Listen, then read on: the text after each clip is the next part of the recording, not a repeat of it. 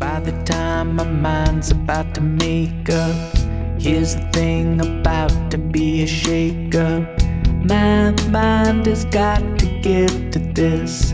Your thing is nothing new to this. So I know that I can be down, down in the face of all that's around, round. You're not the one I choose for this. You'll go around and then you'll miss. You wanted to grow someone, but it's over now. Oh, you're just a little bit. You wanted to grow someone. En todos los países europeos, por ejemplo en Francia, solamente un 7% cree que sus hijos van a ser más felices, van a tener un mundo que les va a producir más felicidad que ellos, ¿no? En Bélgica un 13% y en España un 16%. Sin embargo, en los BRIC, por ejemplo, en Brasil, Rusia, India y China, estos países emergentes, ¿no?, el 81% de la población cree que van a ser más felices sus hijos, ¿no? Entonces, a partir de ahí, bueno, pues reflexiona sobre la experiencia de Thoreau, este autor, de una forma bastante curiosa y sugerente, pues lo recomiendo que lo busquéis. Y hablando de él, dice, consideraba un escándalo todo el dinero que la gente pagaba por una vivienda, pudiendo comprarse, en lugar de una pesada casa de piedra, un poblado entero de tiendas indias, como las que había salpicadas por el bosque alrededor del lago de Walden, donde estaba su cabaña.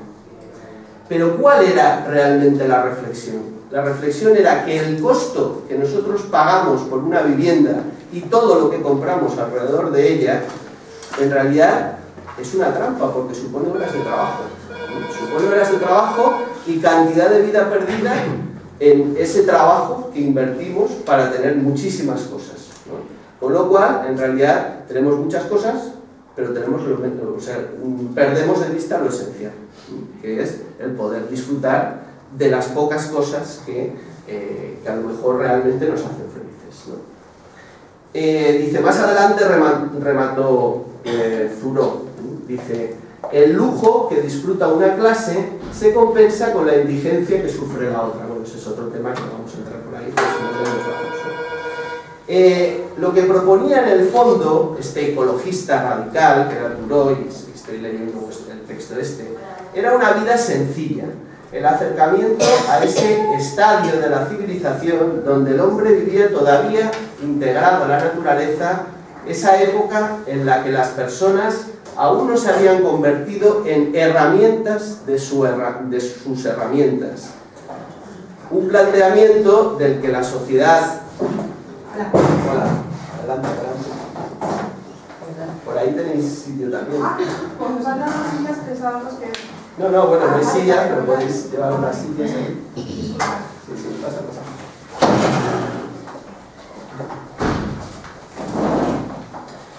Dice, lo que no quería era que las personas nos convirtiésemos en herramientas de sus herramientas, ¿no? Un planteamiento del que la sociedad de hace 150 años se había alejado bastante y del que nosotros estamos, por decirlo rápidamente, a años luz. Thoreau pensaba que la vida sencilla, esa que él mismo había implementado a las orillas del lago Walden, esa vida en la que todos poseían lo mismo y no deseaban nada más. Adelante. Sillas. Y no deseaban nada más, era el único antídoto contra los robos, contra la violencia que ya desde entonces había en las ciudades. Era el remedio perfecto contra la ansiedad, esa tranquila desesperación que él detectaba en sus contemporáneos demasiado ocupados en los asuntos del desarrollo y del progreso. Imaginaros, ¿no? Luego, nosotros cómo estamos, ¿no?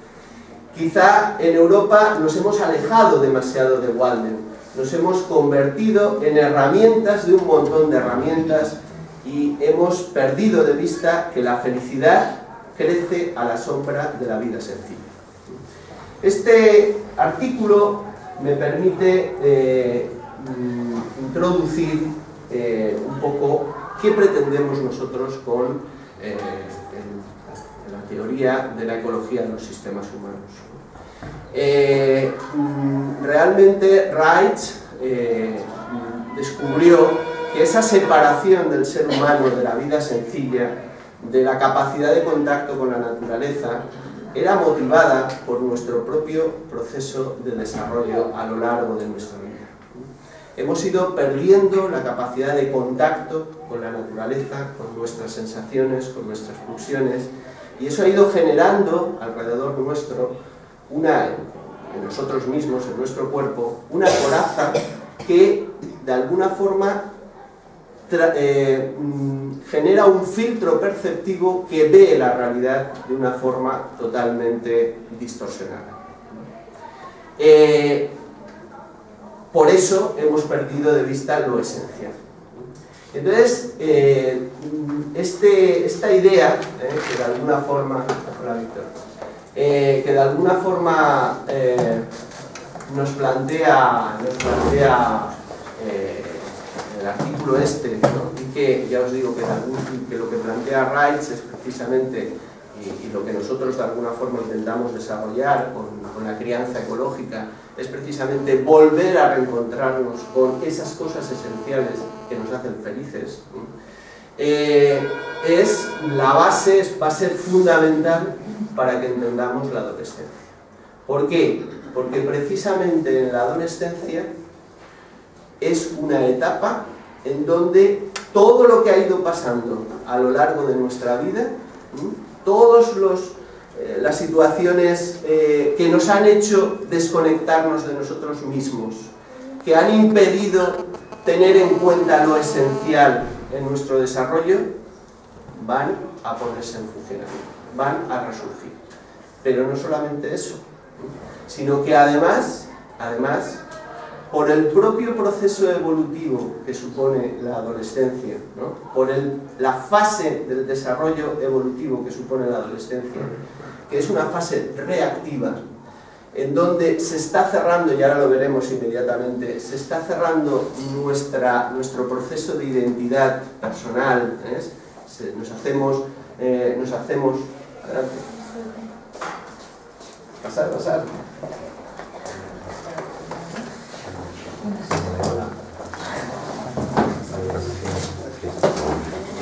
Si podéis arrimar la fila por la izquierda. A ver, quizá poneros por ahí porque... ¿Se ve bien, gente? Sí. Donde se está, donde en esa fase de la adolescencia, en donde se está cerrando nuestra identidad personal, no solamente decía que es una fase reactiva, ¿qué quiere decir eso? Que vuelve, se pone en funcionamiento todas aquellas elementos que quedaron un poco en el aire, ¿no? Frustraciones, situaciones que quedaron un poco mal resueltas, ¿no? Se van a poner en funcionamiento y van a reactivarse. Si durante la infancia esas situaciones quedan como en suspenso, como aletargadas, ¿no? En la adolescencia, precisamente por la reactivación producida a nivel neurohormonal en nuestro organismo, se van a poner en funcionamiento y es una etapa en donde todo eso va a resurgir de nuevo. Pero además, es una etapa en donde para adquirir nuestra identidad estamos reactivando, es decir, estamos de alguna forma negando las identidades infantiles, es decir, la familia. La naturaleza funciona así. Nosotros decimos que la naturaleza funciona de manera dialéctica. Y hay etapas en donde, si habéis asistido a otras conferencias que hemos dado aquí, a otras charlas, hay otra etapa también reactiva a lo largo del desarrollo del sujeto, el desarrollo ontogenético del sujeto, que es desde el año hasta los 3 años. En esa etapa, es una etapa que quienes habéis tenido niños está siempre muy presente el no, no, no. Parecen, buscan continuamente ponerse su ropita, hacer lo que ellos quieren. Es una etapa muy compleja, ¿no? Porque los padres, muchos desesperan, ¿no? Es decir, la etapa esa primera que parece ya que empieza a caminar, ya parece que nos libramos, de repente viene lo duro, ¿no? Bueno, pues esa etapa, que es un proceso también de inicio de la identidad, ¿no? Pues esa etapa también es dialécticamente negativa o reactiva, en el sentido de que también es importante ese proceso de identidad. Bueno, pues la adolescencia va a ser el proceso de identidad que se llama, el psicoanálisis le llama proceso de identidad secundaria, la primaria es esa etapa que os decía. En esta etapa va a ser definitiva, porque va a ser donde se va a cerrar el carácter. Bien, pero ¿qué ocurre? ¿Cuál es el gran drama de la adolescencia? Y ese es un drama, por eso he cogido el texto de Thoreau y este artículo que hacía referencia a Thoreau, ¿no? El gran drama de la adolescencia es que cuando reactivamos de la familia necesitamos una estructura social, una estructura con valores, una estructura que esté clara, que sepamos cuál es la referencia. Y eso no existe ahora. ¿Cuál es el modelo de referencia que tenemos ahora? Unos políticos corruptos, un sistema social del cual ya sabéis que la gente nos identifica con él, un estar trabajando y sentirnos infelices continuamente. Ante ese panorama, los adolescentes, ¿hacia dónde van? Entonces, de alguna forma, se convierte, hay un compañero de la STER, Javier Serrano, que muchos de vosotros igual lo conocéis, pues Javier Serrano habla del mito de Frankenstein como un mito que se puede aplicar a la adolescencia, ¿no? Porque, igual que la novela de Mary Shelley, ¿no? Frankenstein de alguna forma es un monstruo creado por el doctor Frankenstein y al final lo rechaza. Pues también nosotros nos pasa lo mismo, en la adolescencia actual pasa lo mismo, ¿no? Hemos sido partícipes de la construcción de los adolescentes y sin embargo después nos espantamos de ello. Porque si de alguna forma, si os dais cuenta, hay conferencias de muchas cosas por ahí y muchos libros sobre la adolescencia, pero muy pocas conferencias sobre la adolescencia. ¿Conocéis a alguien que se atreva aquí a hablar de los adolescentes? Realmente muy pocas. Porque es más fácil escribir un libro, obviando tanto, de hecho. Sin embargo, hablar significa escuchar también lo que la gente dice. Y entonces ahí, de alguna forma, te encuentras con los grandes problemas que en estos momentos hay en la adolescencia, que son muchos. Hoy no los vamos a poder abordar todos, pero por lo menos quería que los grandes trazos los tuvierais claros. Bien. ¿Se ha pasado aquí? Se ha puesto en stand-by. ¿Y ahora qué hay que hacer? Ahí. Vale. Bien. Bueno, pues empezando a hablar un poco del tema, ¿veis bien esto? A ver. Igual podéis plantearlo en modo pantalla completa. Sí. Eso era, a ver, aquí, ¿no? Sí. Vale. ¿Ahora lo veis mejor? Mirad, nosotros consideramos que las fases del proceso de desarrollo ontogenético del ser humano, ¿entendéis? El desarrollo ontogenético es el desarrollo que el individuo, que cada uno de nosotros, hemos ido desarrollando a lo largo de nuestra vida, ¿no? Entonces el ser humano pasa por diferentes fases. Nosotros hablamos de fase y no de periodo en la medida en que no creemos que sean etapas estancas, sino que de alguna forma buscamos siempre respetar el ritmo individual de cada uno de los sujetos. Por eso hablamos de fases. Y bueno, a veces que hay que poner tiempos, pero claro, esos tiempos son referenciales. Bien. Nosotros hablamos de una primera fase de formación del yo biológico que ya Reich hablaba de periodo crítico biofísico. Esa fase primera es fundamental, ¿eh? Es una fase en donde se está de alguna forma fraguando el yo biológico.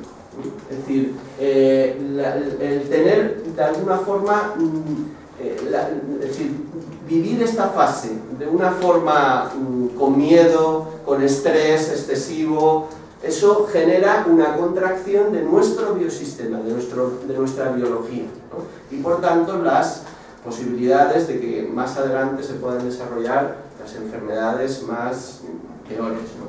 Entonces, de alguna forma, esta vida que deberíamos de cuidar especialmente, deberíamos de cuidar, y ahí en ese sentido, ya sabéis, los que conozcáis nuestro trabajo, que hacemos muchísimo hincapié, ya Rice lo hacía, en la prevención, la necesidad de contacto de los bebés con sus madres, la necesidad de dar un pecho con calidez, no con las modas que en la actualidad. El otro día les enseñaba a unos alumnos también de la formación de crianza ecológica una foto de una top model que salía en el Pronto, ¿sabéis esta revista El Pronto?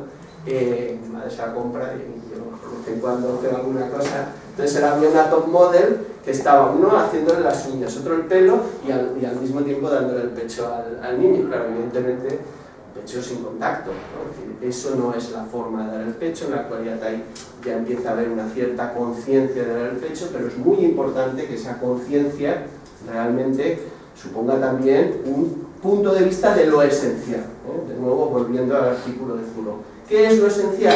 El contacto, la relación emocional y de contacto con nuestro bebé, ¿no? En una segunda fase de estructuración del yo, es esa fase que os decía tan complicada, es el proceso de individuación primaria hasta los 3 años. En esa fase ya comienza a estructurarse nuestro yo y por tanto los primeros mecanismos de defensa. Después aparece una fase que que es de maduración del yo, que lo que se desarrolla es, por una parte, a nivel psicomotriz y el desarrollo psicosomático del sujeto. Y por último, la fase que nos conviene ahora y es de la que vamos a hablar, que es la fase de la adolescencia y que yo creo que fundamentalmente, además de ser una fase de cerrar la identidad y de integración a nivel psicocorporal de todas las funciones, es decir, todas las funciones que se han desarrollado en la fase anterior, todas las funciones corporales que se han desarrollado en la fase anterior, ahora se están cerrando. De alguna forma se están integrando en un yo único. Por eso es una fase convulsa, es una fase de crisis, es una fase en donde, bueno, pues las crisis pueden darse y a veces muy virulentas, ¿no? Pero además es una fase de desarrollo, de maduración psicosocial. ¿Qué quiere decir eso? Eso quiere decir que es una fase en donde el individuo además aprende a cooperar, aprende a comunicar, aprende a estar con los otros de una forma social. Es una de las cosas más importantes que también la civilización y el progreso y sobre todo la forma de vida que llevamos, ¿no? Movida fundamentalmente por el comprar y el vender, ¿no? Fundamentalmente por el comprar, nosotros comprar y trabajar, es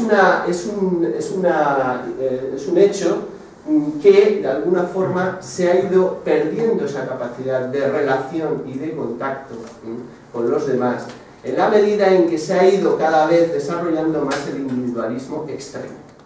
En nuestras sociedades vivimos rodeados, nunca hemos tenido tanta gente a nuestro alrededor, somos ya 9.000 o 6.000 millones de personas en el mundo, ¿no? Y sin embargo, las ciudades están llenas, vas por cualquier sitio, encuentras gente y colas y sin embargo cada vez nos sentimos más solos, cada vez nos sentimos más infelices, ¿no? Entonces, de alguna forma, pero no solamente eso es lo grave, sino que además en nuestros trabajos, en los lugares en donde convivimos con los demás, cada vez somos más incapaces de comunicarnos, de llegar a acuerdos, de cooperar, de tener una relación social, ¿no? con los demás, coordinarnos para llegar a un fin conjunto. ¿Dónde ha quedado el ser social que decían los griegos que éramos? El zoon politikon que decían los griegos que éramos. Claro, ahora nos piden que votemos, ¿no? decir, nuestra gran participación en lo social es el voto.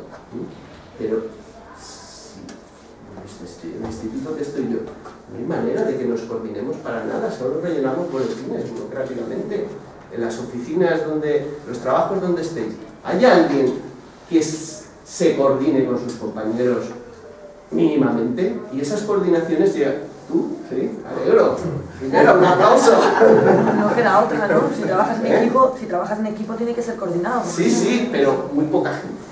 Muy poca gente. Yo me alegro de que haya gente que sea capaz de coordinarse, pero cada vez yo siento y veo, además yo tengo una cierta edad y yo he buscado mucho el trabajo en equipo, en los institutos he visto el deterioro de ese tipo de relaciones, es decir, de cómo antes éramos capaces de hacer otro tipo de grupos de trabajo, imagínate, ahora eso ya es impensable, de hacer otro tipo de evaluaciones en donde tuviéramos en cuenta otra. Por eso cada vez yo veo que vamos muy deprisa y claro, nos quedamos al final rellenando actillas y poca cosa competitividad más. pura. Entonces, de alguna forma, ese es un poco el tema. ¿Y por qué ocurre eso? Fundamentalmente porque,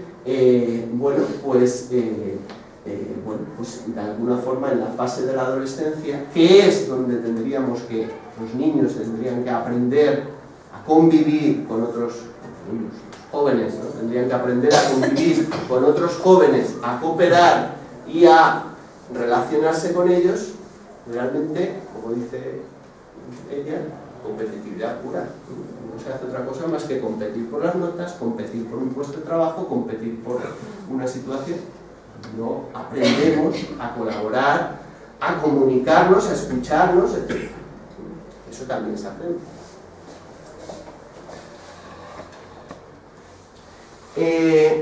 Si nosotros tenemos algo que aportar a la adolescencia, es precisamente estos tres ejes que condicionan el proceso de la adolescencia. Uno, el proceso de desarrollo ontogenético que de alguna forma da pie a la adolescencia. Es decir, para nosotros, leéis cualquier manual, cualquier libro que leáis de la adolescencia, os va a hacer una fotografía como si los adolescentes nacieran así.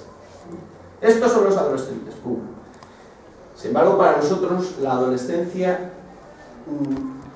es el fruto de cómo educamos a nuestros hijos a lo largo de todas esas fases que hemos visto antes. Y no es que sean así, no sabemos cómo pueden ser. Imaginamos las potencialidades que tiene el ser humano, no los adolescentes, sino el ser humano. Pero para eso tenemos que transformar muchas cosas, tenemos que volver a la esencia. Otra de las ideas, otro de los ejes, es que esta coyuntura psicosocial del sujeto de la adolescencia está influida por una serie de macrosistemas. El sistema familiar también es importante en la adolescencia, pero deja de ser prioritario, así como para un niño. Si no le gusta una cosa o el niño está en contra, es decir, si hay una disputa, un conflicto entre el niño y sus padres, al final, por lo general, salvo que sea una familia muy desestructurada, al final el niño va a ceder y se va a someter a lo que digan los padres, va a aceptar lo que digan los padres. En la adolescencia no es así. Entonces la posición va a cambiar, va a haber los conflictos de alguna forma, la referencia ya no va a ser la familia exclusivamente, sino otros macrosistemas. ¿Cuáles son esos macrosistemas? El sistema sociocultural, el sistema educativo. Cada vez influye menos el sistema educativo porque ahora ha salido un gran competidor que es la red. Los adolescentes miran muchísimo por internet y se educan muchísimo por la red, a veces tanto como en el sistema educativo, ¿no? Y el grupo de amigos. De todos estos sistemas, ya veis, la red, ya sabéis lo que es, quiero decir, la red es un caos. Te encuentras lo mejor y lo peor. No hay que ser no es el mundo, no es un paraíso, te puedes encontrar lo peor también de la gente. Y el sistema sociocultural ya hemos visto, ya hablábamos un poco antes cómo está, es decir, digamos que en estos momentos no es ninguna osadía decir por mi parte que vivimos una gran crisis de valores, una gran crisis de identidad social, en donde de alguna forma la identificación con nuestras instituciones, con nuestros modelos sociales, pues no los tenemos claros, porque bueno, pues hay cada vez más reticencia de aceptar muchas de las premisas que nos plantean, ¿no?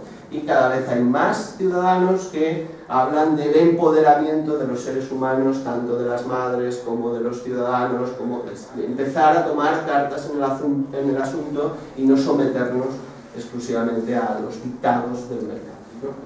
Entonces, de alguna forma, lo único que les queda es el grupo de amigos. Pero claro, el grupo de amigos están tan fastidiados como él. Quiero decir, están todos igual de perdidos. Entonces, de alguna forma, viven una historia de no saber a dónde mirar. Sí, ya sabéis que en la adolescencia, si recordáis vuestras propias adolescencias, pues es donde vivimos las amistades más profundas, incluso más duraderas, ¿no? Mira, yo aquí tengo amigos de mi infancia que han venido a visitarme y me alegra mucho, porque claro, nos conocemos en otras cosas y bueno, pues amigos de toda la vida que nos conocemos desde que éramos pequeños, ¿no? Entonces, de alguna forma, los amigos, esas amistades que tenemos en nuestra juventud, pues permanecen con fidelidad y a nivel emocional se generan unos vínculos que permanecen durante toda la vida. Entonces, los amigos son muy importantes. El problema es que cómo se estructura esa identidad si los modelos de referencia se están diluyendo. Ese es el grave problema de la adolescencia. Para nosotros, otros no lo ven así, pero para nosotros sí. Xavier, ¿sí? ¿Puedes encender la luz? Sí.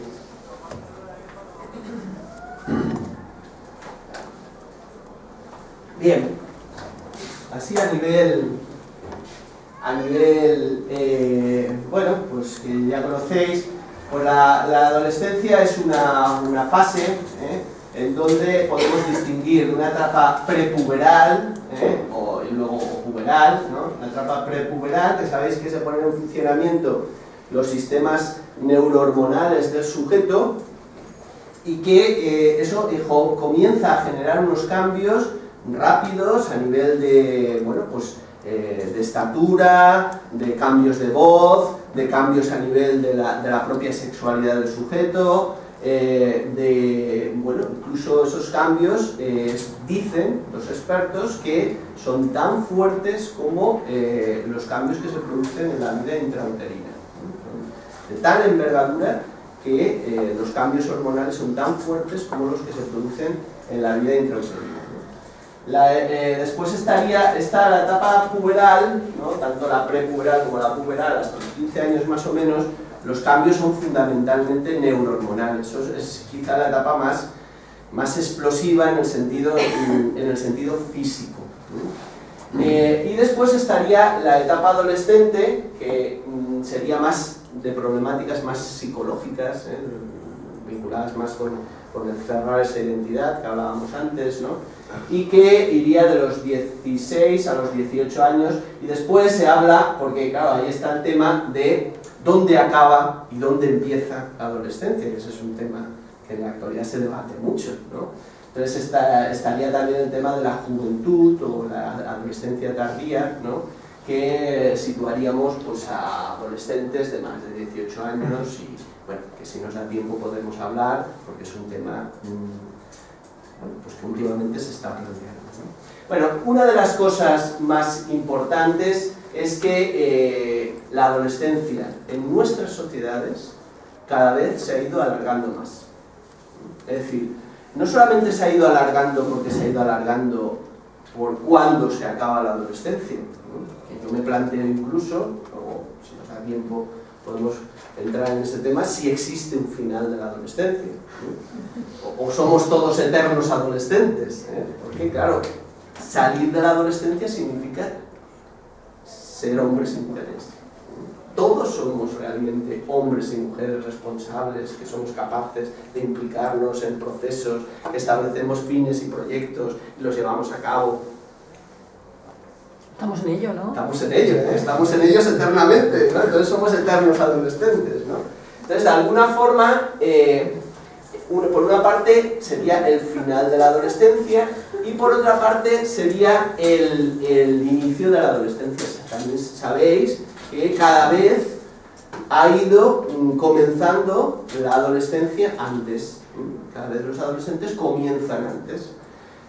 En ese aspecto influyen, los científicos dicen que influyen elementos vinculados con la dieta, incluso con porque parece ser que han descubierto que en determinados lugares, por ejemplo el otro día estuve en Elche, en un curso también, y Elche es uno de los lugares en donde la adolescencia comienza, es bastante común que las niñas comiencen la primera menarquía a los 9 años.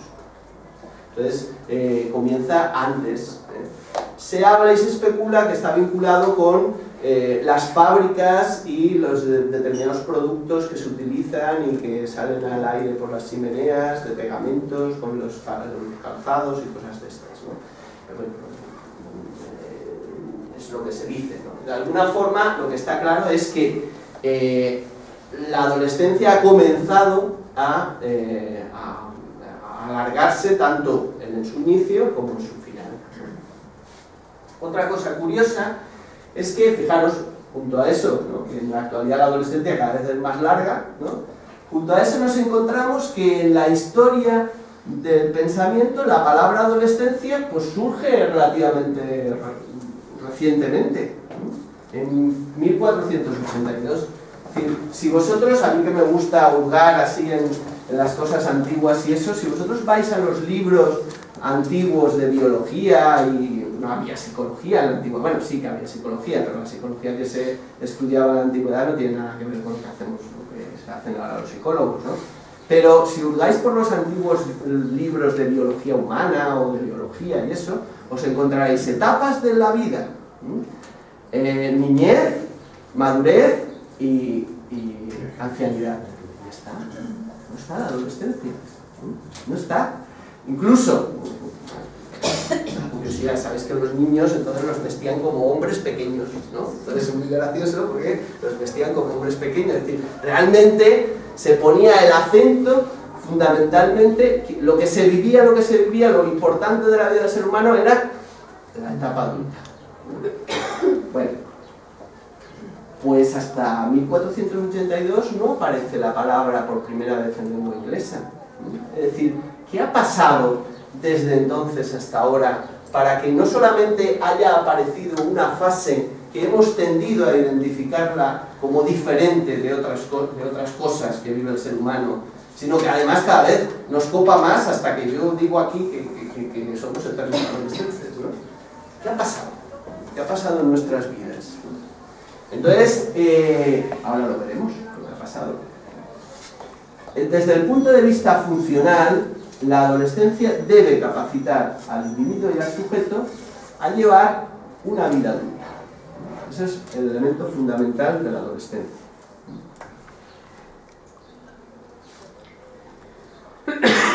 Bien, esto es lo que os contaba antes, ¿no? Es decir, la adolescencia, fundamentalmente, uno de los aspectos fundamentales es que debería desarrollar el proceso psicosocial del individuo, es decir, debería hacer que el sujeto se incorpore a nivel social.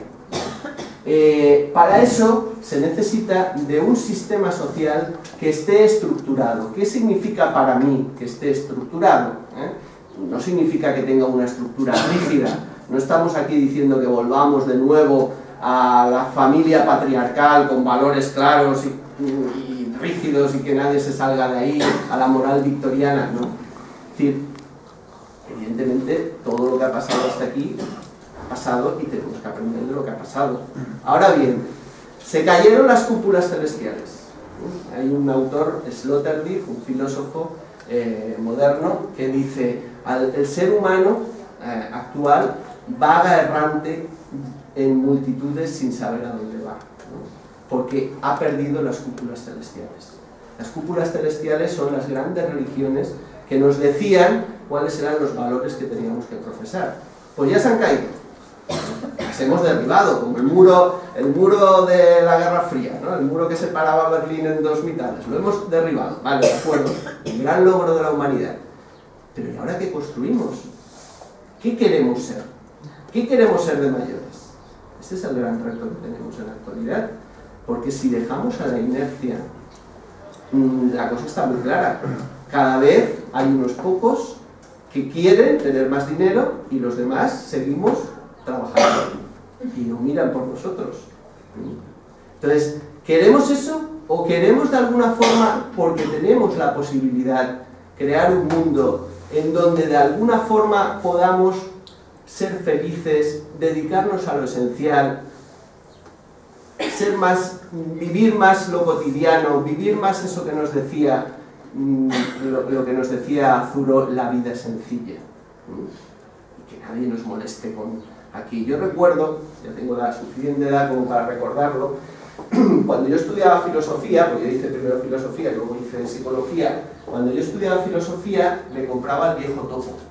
No sé si recordáis la revista del Viejo Topo. Era una revista pues, donde escribían pues, así los más modernitos, artículos así de interpretación social, también de la esfera filosófica, etc., ¿no? Y en aquella época uno de los debates que recuerdo que estaban en auge era, claro, como era época, bueno, hace tiempo, era una época de los 70, finales de los 70, por ahí, uno de los debates que había es ¿qué íbamos a hacer dentro de unos años cuando toda la industrialización se hubiese puesto en marcha y tendríamos tiempo para todos, ¿qué íbamos a dedicar el tiempo libre? Porque claro, como las máquinas iban a trabajar por nosotros, pues íbamos a tener muchísimo tiempo libre. ¡Qué mentira!, ¿no? ¡Qué engaño! Nos han engañado a todos, porque ahora cada vez trabajamos más y tenemos menos tiempo libre, ¿no? De alguna forma se planteaban qué iba a pasar con nuestro tiempo libre. Sin embargo, todo eso, si os dais cuenta, se ha vuelto a la inversa. Es decir, no solamente se ha incorporado a la mujer a trabajar, sino que además ahora, si no trabaja mujer y el marido, y además si a ser posible 2 trabajos cada uno, no hay manera de tirar para adelante, ¿no? Es decir, qué mentirola nos han metido, ¿no? Entonces, de alguna forma hemos perdido de vista lo esencial, ¿no? Entonces, nos hemos ido metiendo, el sistema nos ha ido metiendo, y nosotros llega un momento en que tenemos que decir, basta, que no nos digan lo que tenemos que hacer, ¿no? Tenemos que ser nosotros los que tomemos las cartas en el asunto, ¿no? Es decir, que digamos ya, ¿no? Y para eso es muy importante ir tomando conciencia de lo que hay, ¿no? Entonces, bueno, esto de la actitud reactiva que veíamos y lo de los amigos, que también lo hemos visto antes. Entonces pasamos. Mirad, una de las claves que nos da para entender la adolescencia y lo que está pasando en la actualidad son los estudios antropológicos.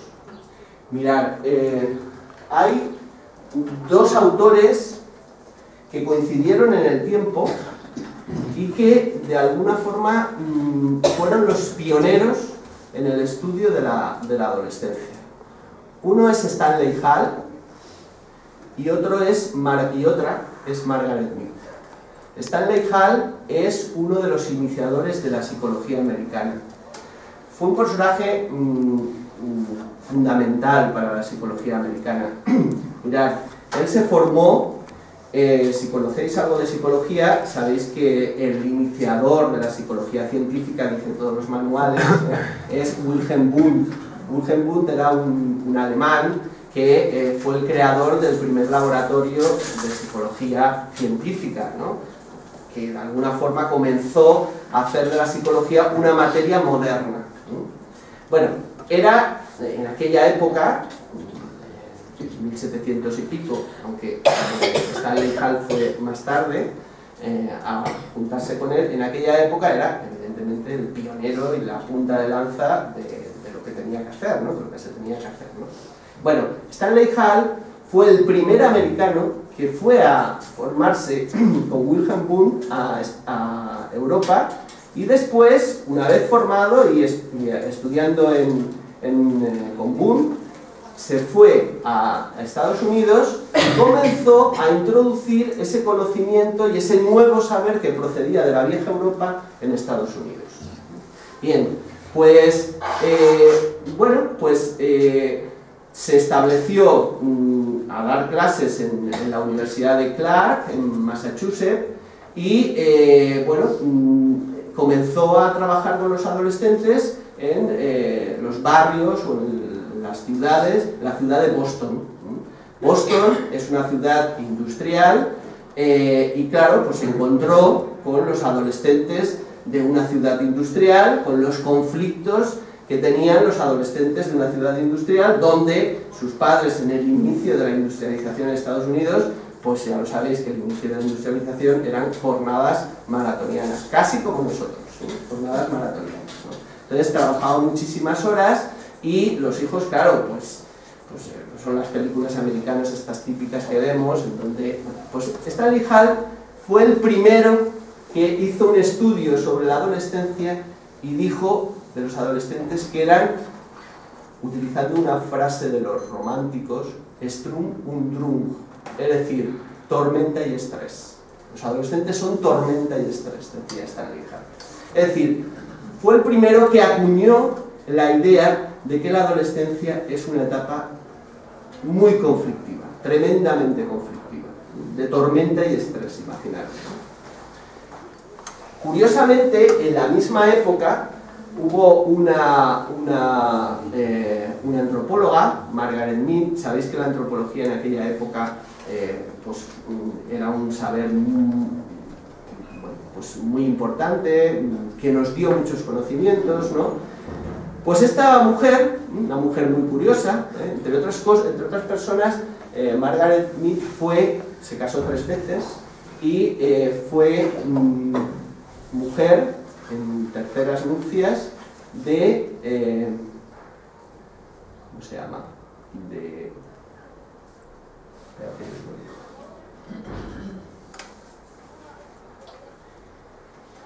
De Gregory Bateson, yo digo Bateson, que nadie se moleste, Gregory Bateson, ¿conocéis? Gregory Bateson fue uno de los iniciadores de la teoría de sistemas.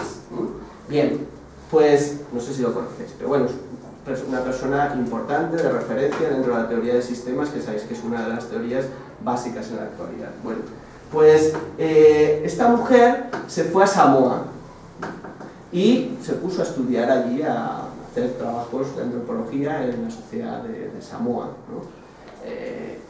Y se encontró que allí los adolescentes pues vivían la vida con total placidez, no tenía ningún problema, y escribió un libro, La adolescencia en Samoa, en donde describía todo lo contrario que había contado Stanley Hall.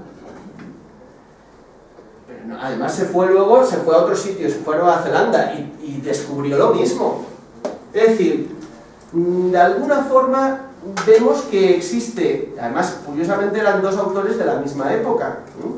Entonces vemos que existe como un modelo de la visión de la sociedad en donde el adolescente es continuamente conflicto, y otro modelo en donde el que nos describía Margaret Mead, donde la adolescencia pasaba con total placidez, donde se vivían las experiencias, pero bueno, el adolescente no generaba especial conflicto.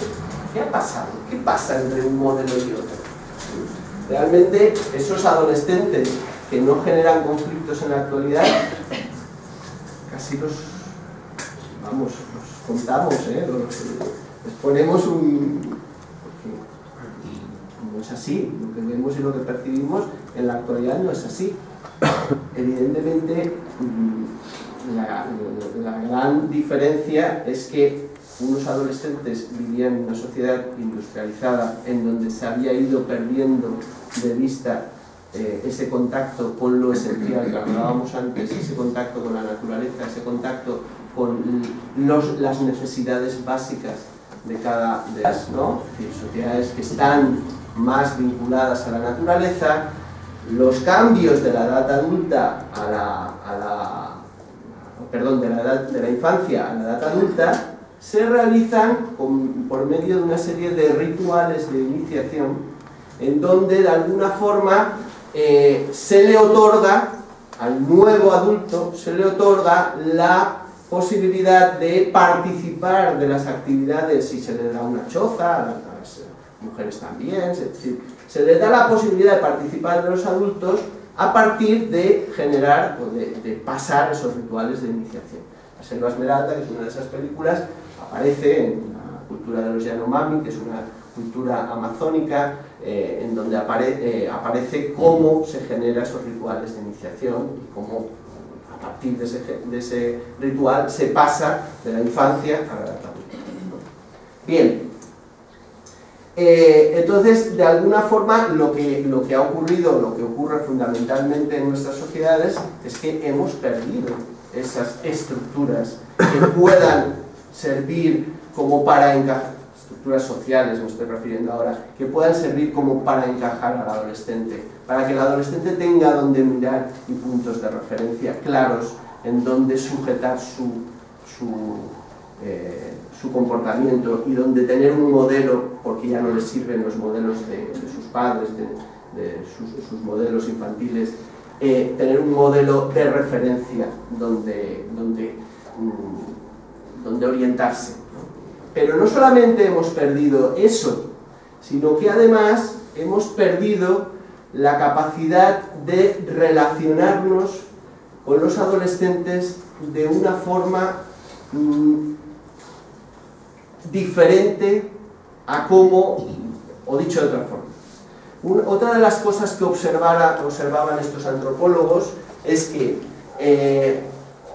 los adolescentes, cuando pasaban a formar parte de los adultos, se les daba como un margen de tolerancia, quiero decir, no se les exigía como a cualquier adulto.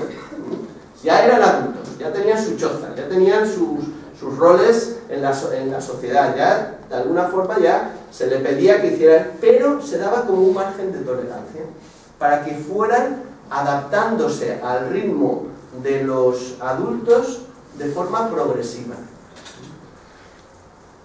Yo observo que en nuestras sociedades ese margen de tolerancia no lo tenemos tan claro. También es verdad que al no estar esas referencias sociales, también los adolescentes se pierden y no saben lo que tienen que hacer. También es verdad que aquí ocurren muchos elementos vinculados con qué supone la transformación, porque la transformación del adolescente no solamente es lo que vive el adolescente, sino también los padres tienen que hacer una transformación. No solamente se viven unos duelos, no solamente vive unos duelos el adolescente, sino que los padres también tienen que vivir unos duelos. Vamos a ver esos duelos, a ver, porque como veo que me enrollo mucho, entonces no me va a dar tiempo de ver muchas cosas. Vamos a ver los duelos. Bueno, luego os hablo del juguecentrismo. Bueno, mirad, para la consecución de la identidad adolescente se precisan de una serie de duelos. Por una parte, y una forma de vivir esos duelos. Por una parte estaría el duelo por el cuerpo infantil perdido. Estos serían los duelos del adolescente.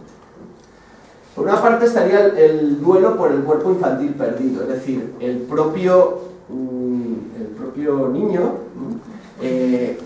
a medida que ha ido desarrollándose, pues ha ido integrando su propio cuerpo. Acordaros que hablábamos de esa fase de desarrollo psicocorporal, ¿no? Y va integrando, va haciéndose una cosa que los psicólogos ya hace tiempo que descubrieron, es decir, nosotros tenemos como una especie de imagen mental de nuestro cuerpo. Y esa imagen mental está vinculada a las experiencias que vamos viviendo y, bueno, pues digamos que si cambia mucho mi cuerpo en poco tiempo, pues yo tengo que adaptar esa imagen mental, es decir, como decía Borges, el alma va en burra. Nosotros vamos muy rápidos y a veces la evolución de los seres humanos va muy rápida. En ciertos momentos de la vida va muy rápida, pero el alma va en burra. Es decir, ¿no os habéis a veces mirado al espejo y os habéis extrañado diciendo, uy, pero cuánto que he envejecido, ¿no? ¿Cómo ha pasado el tiempo en mí? ¿No? Es decir, estas cosas que pues al adolescente eso le ha pasado en muy poco tiempo. Pero además no solamente le pasa con su imagen física, sino que también le pasa con sus sensaciones internas. Es decir, las sensaciones que de alguna forma a nivel neurológico y hormonal están generando en su cuerpo. A veces le lleva hasta situaciones casi de vivencias psicóticas, ¿no? Es decir, a veces hay crisis psicóticas en la adolescencia con de estrés muy grande o que en muchas ocasiones si vas al médico te medican, porque es claramente un cuadro psicótico y sin embargo son momentos pasajeros que en la mayoría de las ocasiones se pasan y no pasa nada, porque son momentos de cambio, de transformación muy grandes, ¿no? Bueno, pues uno de esos cambios y transformaciones fundamentales es la imagen de nuestro cuerpo, el esquema corporal, ¿no? Entonces, el niño pasa de tener un cuerpo de niño a tener un cuerpo de adulto. Y entonces, ¿cómo se gestiona ese duelo? Pues ese duelo se gestiona con la fluctuación entre la dependencia y la independencia. Es decir, aceptar que los padres acepten la fluctuación entre la dependencia y la independencia. O dicho de otra forma, hay muchas ocasiones que los adolescentes, con esas patazas tan grandes y esas manorras tan grandes, ¿no?, de repente se sienten niños y buscan el refugio como si fueran niños. A veces mi hija, ¿no?, y se me sienta encima y ya unas patorras por ahí, se me sienta encima y tú la coges, ¿no?, como si fuera una niña, pero en realidad lo que busca de nuevo es reencontrarse con su niñez y ir elaborando ese duelo de la infancia. Y de alguna forma ir encontrando de nuevo su nueva imagen, su nuevo esquema corporal. Evidentemente, otra forma de ir incorporando ese esquema corporal es con las experiencias, pero esa fluctuación entre la dependencia y la independencia intervienen los padres, y es importante que los padres lo sepan. En muchas ocasiones, y vosotros lo habréis visto, en el momento en que el hijo comienza a tener un cuerpo, el hijo o la hija comienza a tener un cuerpo de hombre o de mujer, de repente, plum, algo se genera en nuestra cabeza que de repente pasamos como a relacionarnos con ellos desde otro punto de vista. Es decir, desde la exigencia, desde el tienes que, desde como si ya lo supieran todo. Entonces, no tenemos la tolerancia suficiente como para ir aceptando sus vaivenes. Por supuesto, esto no significa que les dejemos hacer todo lo que quieran. Deben, yo siempre lo digo, deben ir asumiendo sus responsabilidades adultas. Y os digo que si se hace bien, permitiendo las fluctuaciones entre dependencia e independencia, permitiendo los fallos y ayudándoles en los fallos, ellos disfrutan cuando hacen algo de adultos y lo hacen con reconocimiento del otro. Y es bueno, es decir, tú lo ves, ¿no? Pues hay veces pues, que se van a tomar algo a la cafetería las amigas, ¿no? Entonces lo ves que quieren ser mayores, cómo se visten, las cosas, es decir, que están jugando a ser mayores, y ese jugar a ser mayores tiene que tener como un reconocimiento, un ir alentándolos poco a poco, ¿no? Y ir poco a poco como permitiendo esos vaivenes. Y otras veces, por ejemplo, se ponen a jugar con un niño y juegan como niño, ¿no? Es decir, se ponen a jugar con otros niños más pequeños y se dejan llevar por la niñez que todavía llevan dentro, ¿no? Bueno, pues eso es lo normal, ¿no? Entonces ese espacio de cadencia, que otro gran teórico de la adolescencia, que es Erik Erikson, hablaba, ¿no? Es decir, es necesario que a los adolescentes, decía Erikson, les permitamos un espacio de cadencia en donde ellos fluctúen entre la niñez, y que le permitamos cometer errores, ¿no? Que le permitamos tener vaivenes, probar, ¿no? Evidentemente, esa imagen corporal se va a generar también por las experiencias que vayan viviendo, ¿no? Por eso es una etapa muy experiencial. si viéramos el cerebro adolescente, que es unos estudios que están haciendo ahora muy interesantes, porque claro, la neurología en la actualidad nos da todas las claves de todo, ¿no? Si trabajáramos y viéramos, que no lo vamos a poder ver hoy, ¿no?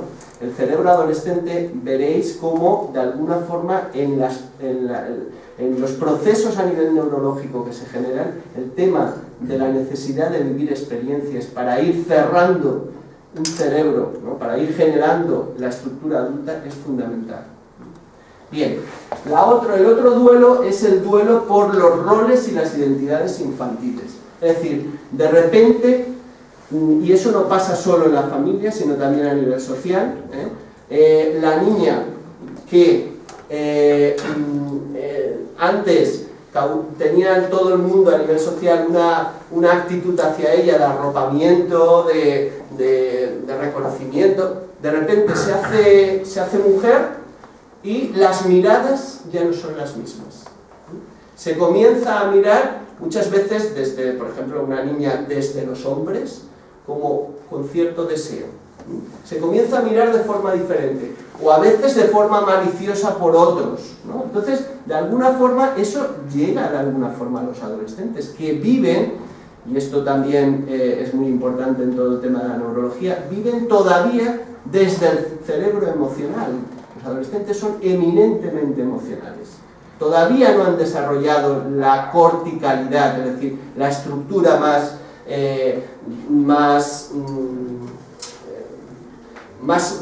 moderna, por decirlo de alguna forma, de nuestro cerebro, la estructura más superficial y más moderna, evolutivamente la más reciente, ¿no?, de nuestro cerebro. Entonces, de alguna forma, la posibilidad de ir generando ese espacio acogedor, en donde perdamos o de alguna forma tamicemos esas visiones del adolescente desde la exigencia o desde roles sociales confusos, ¿no?, pues es muy importante para poder ir elaborando su propio rol infantil, ¿no? Pues esto, los que habéis tenido, los que tenéis hijos adolescentes, os lo habéis encontrado, cómo de alguna forma se extrañan de cómo las miran o los miran, de cómo de alguna forma viven los conflictos, si vuestros hijos o vuestras hijas son más comunicativos y os lo cuentan, que es una buena señal, ¿no? Es decir, de alguna forma como pues esas miradas, esas actitudes de alguien que a lo mejor se quiere aprovechar, pues como no saben qué hacer y te piden consejo, y como tú les dices tal cual cosa y a la siguiente vez pues lo hacen mejor, ¿no? Todo ese progreso es un progreso que cuesta. Es decir, no llevamos ningún manual cuando venimos al mundo, entonces nos cuesta aprender a vivir en este mundo, ¿no? Y más cuando las diferentes épocas suponen muchos cambios en nuestra vida. Nosotros a los niños no los tratamos igual que a los adolescentes, ¿no? Entonces, bueno, eso es importante tener presente. Y después está también el duelo de los padres de la infancia, es decir, también los padres cambian en esa actitud que yo os decía, los padres también cambian su actitud desde una dinámica hacia el adolescente, una dinámica de la responsabilidad desde la exigencia, ¿no? Es decir, siempre hablamos de la reactividad de los adolescentes, ¿no?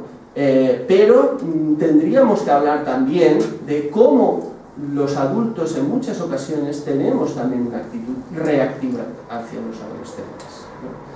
Es decir, en el instituto que yo trabajo y los que trabajen, continuamente hay como una batalla permanente, y en las casas se reproduce como una batalla permanente entre alumnos y profesores, ¿no? Es decir, es como una tensión permanente en vez de una colaboración, un reconocimiento, que decir, esto no lo hacen solo los profesores, es un poco las dinámicas sociales en las que entramos, ¿no? Es decir, en vez de podernos sentar, pero a lo mejor los adultos, como somos adultos y somos de alguna forma los que tenemos la experiencia, deberíamos de dar el primer paso para transformar esta realidad. ¿Cuántos de nosotros nos hemos sentado con los adolescentes? A ver, ¿qué queréis vosotros? ¿Qué vamos a hacer? ¿Qué os gustaría hacer? En una clase, por ejemplo, o con un grupo de adolescentes. como no los vemos, ellos hacen, no sé lo que hacen, bueno, hacen muchas cosas raras, ¿no? Pero fundamentalmente no los vemos. Entonces, esa reactividad... A ver, ¿cómo vamos el tiempo? Que quería que hubiese también un espacio para poder hablar. Os hablo de los duelos de los padres. Y luego, si acaso, ya hablamos un poco, ¿no? Con dudas y cuestiones que queráis, ¿vale? Como os decía, también los padres tienen que vivir sus propios duelos. El padre también debe dar un cambio de actitud, porque de alguna forma, cuando el niño es pequeño, generalmente idealiza a los padres, o generalmente no, por lo general, vamos, bastante común, que considera que su papá es el más fuerte, el más listo, el más guapo, es decir, todo lo hace bien, es el que más corre, todo lo hace muy bien, ¿no? Pero sin embargo, en el momento en que el niño va transformándose y se convierte en adolescente, el papá comienza a sacar todos los defectos de repente. Uy, que tienes aquí una mollita, uy, te estás quedando calvo, uy, pero esto, ¿qué tonterías dices? Es decir, de repente te conviertes en el más pesado, en el más... no te enteras de nada, eres el más gordo, que mal lo hace. Es decir, la imagen que nos ofrecen los niños, idealizada de nosotros, nos sube el ego.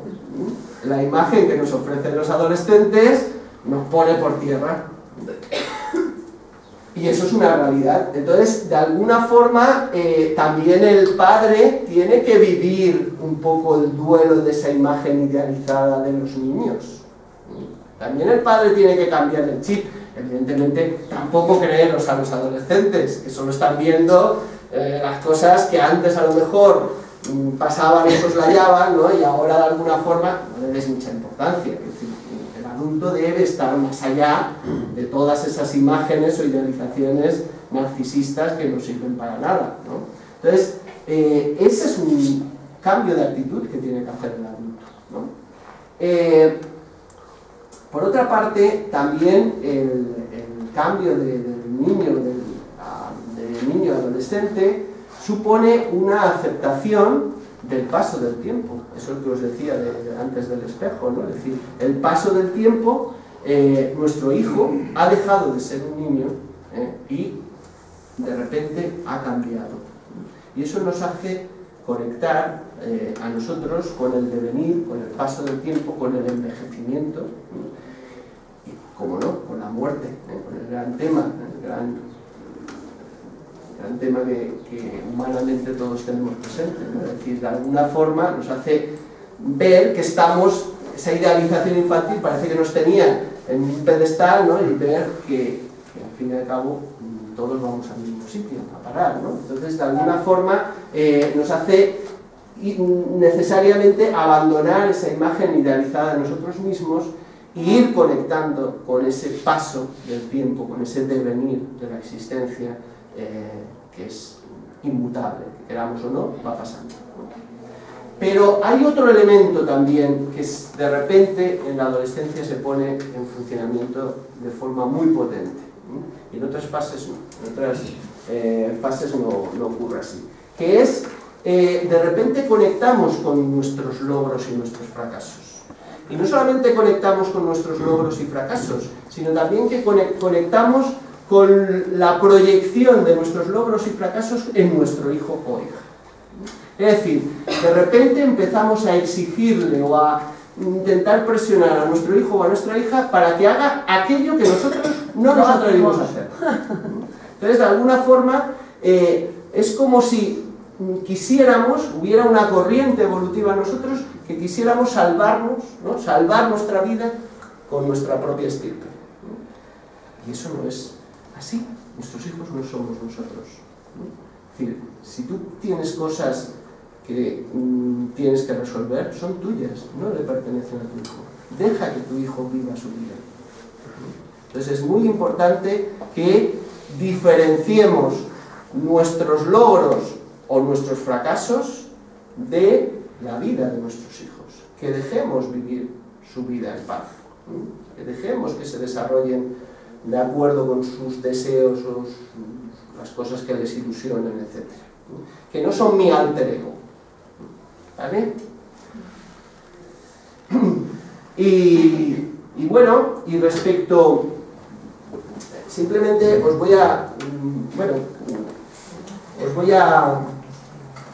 leer una anécdota en donde, de alguna forma, tengo varias, porque le digo a los alumnos que me escriban cosas, ¿no? Y me escriben cosas muy interesantes. Y os voy a leer una anécdota en donde, de alguna forma,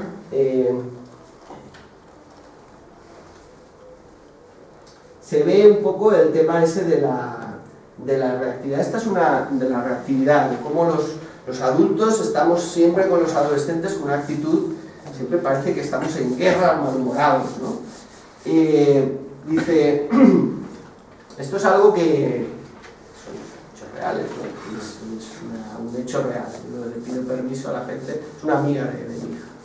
Dice que están en McDonald's dispuestos a comer unas hamburguesas, y la chica, que se llama María y tiene 14 años, ve en la carta una hamburguesa, ¿no? Dice, yo quiero una hamburguesa simple.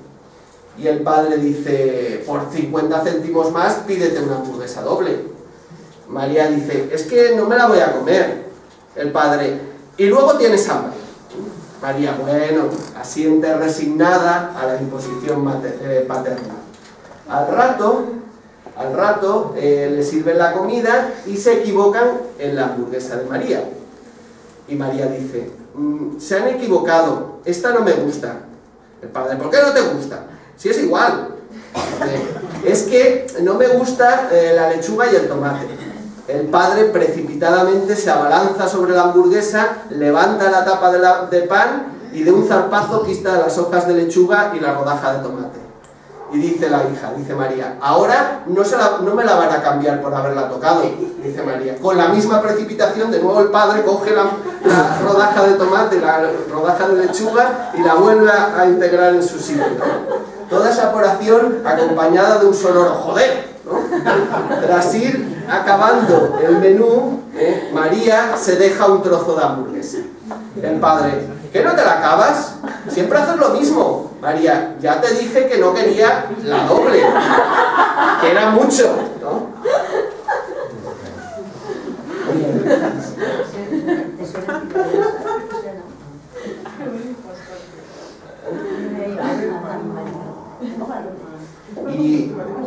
Y para acabar, otra que es también muy graciosa.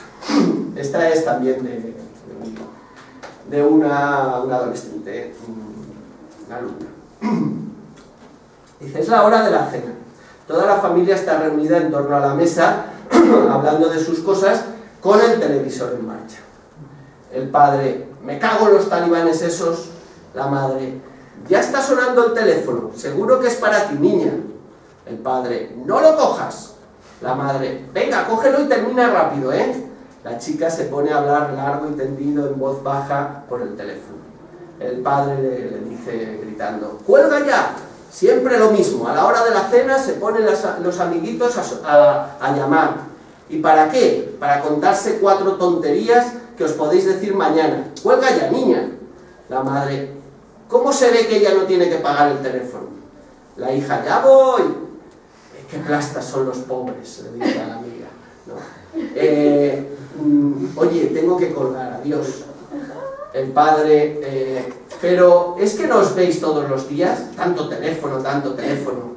La hija, es que era muy importante, papá. Me llamaba para preguntarme unos ejercicios de matemáticas. Miente tan tranquila, por supuesto. Alguna disculpa hay que poner para evitar el chaparrón, que estos son escritos que hacen ellos mismos, ¿no? La madre, pues oye, mandaros un mensaje por móvil, que eso es más barato. ¡Ring! Suena de nuevo el teléfono. El padre, otra vez esos pelmas de amigos, no lo cojas. Hija, pero papá. La madre, yo iré, a ver quién es. Le voy a poner verde. Diga, sí, dime, sí. Ahora se pone. Hasta luego, adiós. Es para ti, cariño. Al alcanzar el teléfono a su marido, le alcanza el teléfono a su marido, es tu amigo Fernando. ¡Hombre, Fernando! ¿Qué me cuentas, chavalote? Sí, sí, hombre, claro que iremos. Se pone de conversación, ¿no? Y dice la hija, ¿ves? Ahora te pones tú a hablar y a mí no me dejas. El padre dice, pues, esto es importante, tapando el auricular. Y además soy tu padre y aquí mando yo. Venga, id cenando vosotras. Bien.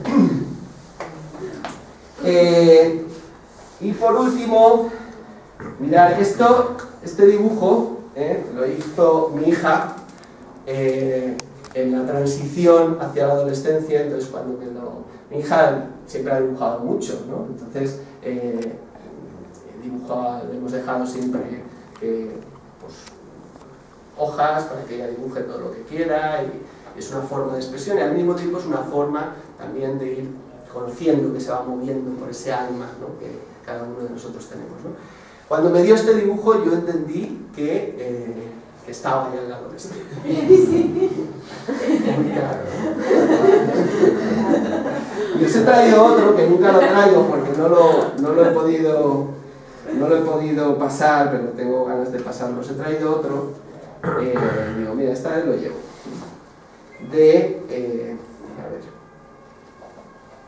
que también hizo en esta época, porque trabajaba con materiales y...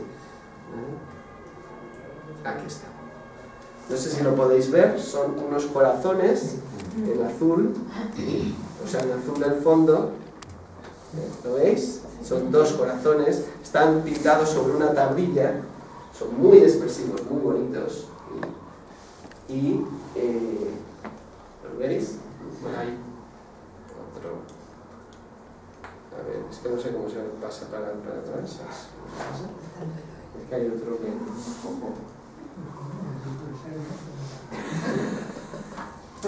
¿Veis?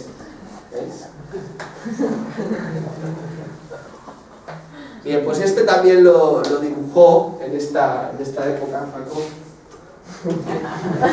Lo dibujó en esta época y bueno, también de alguna forma pues me dio un poco las claves de que estaba entrando, ¿no? ¿Y por qué os los muestro estos dos dibujos, ¿no? Por una parte por la duda y por otra parte por el corazón. Ese dibujo mostraba esa vivencia de los adolescentes de la emocionalidad. ¿Sí? Es una época muy emocional y debemos de tomar conciencia de bueno, pues las necesidades emocionales, dejar que ese corazón vaya, digamos que tienen la sensibilidad a flor de piel.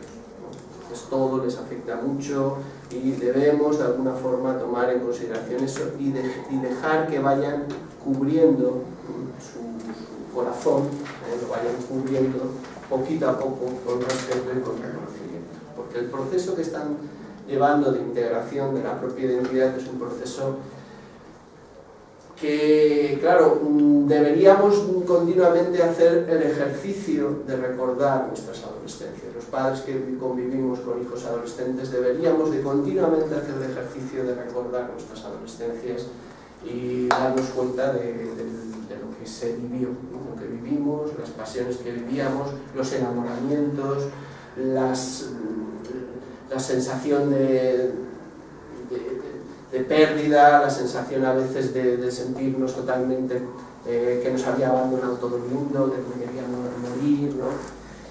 Y eso, ¿no? Los vaivenes emocionales, ¿no?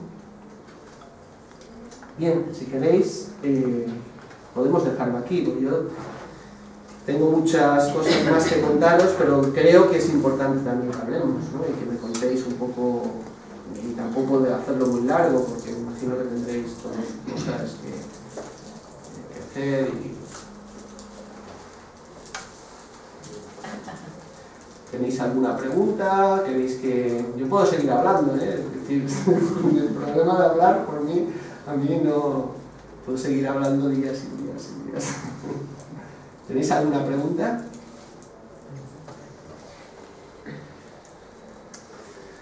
Sí, tengo una pregunta, Javier. ¿Podrías entonces, como en líneas generales, hacer como, aunque ya lo has dejado caer más o menos, ahora al final en estas reflexiones, qué recomendaciones, así desde la ecología de sistemas humanos, como en líneas generales, serían ideales para respetar ese proceso de la transición de los adolescentes? Creo que más o menos lo has dejado caer a lo largo de toda la charla, pero bueno, si de alguna forma... Sí, como nosotros no podemos transformar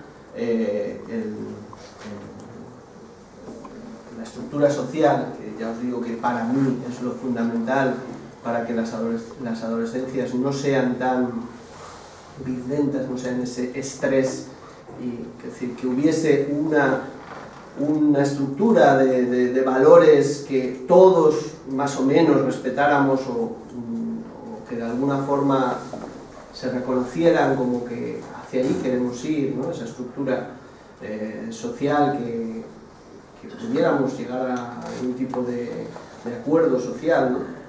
Y nosotros no podemos hacer eso, ¿no? Lo único que podemos intervenir es desde los sistemas familiares o desde los sistemas educativos y todo esto, ¿no? Entonces, yo creo que lo más importante es que comprendamos el proceso. Para mí la adolescencia es la gran incomprendida, ¿eh? Y es la gran incomprendida, entre otras cosas, porque saca a la luz precisamente todo aquello que la sociedad no quiere ver, ¿no? Es decir, la sociedad no quiere ver que vivimos en un sistema que hemos ido perdiendo ese contacto con lo esencial, hablábamos al principio, ¿no? La sociedad no quiere que veamos que hemos ido perdiendo en el desarrollo de nuestros hijos esa relación, esas redes de relaciones que nos permiten de alguna forma sentirnos acompañados y sentirnos felices, ¿no? Sentirnos, evidentemente ya sabéis que la felicidad no hay que tomarlo desde una postura absurda. La felicidad no es que siempre tengamos que estar felices como los tontos, ¿no? Sino que son momentos, pero evidentemente ¿cómo se dice, Elena?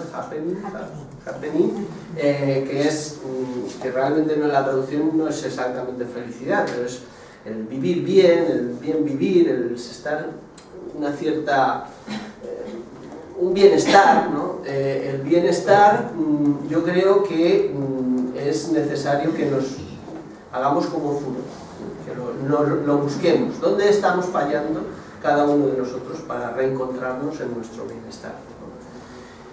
Y desde esa perspectiva, pues tener presente que en esas dinámicas de exigencia permanente en las que todos vivimos, ¿no? En esas dinámicas competitivas en las que todos vivimos, de alguna forma caemos en nuestros hijos en la misma dinámica.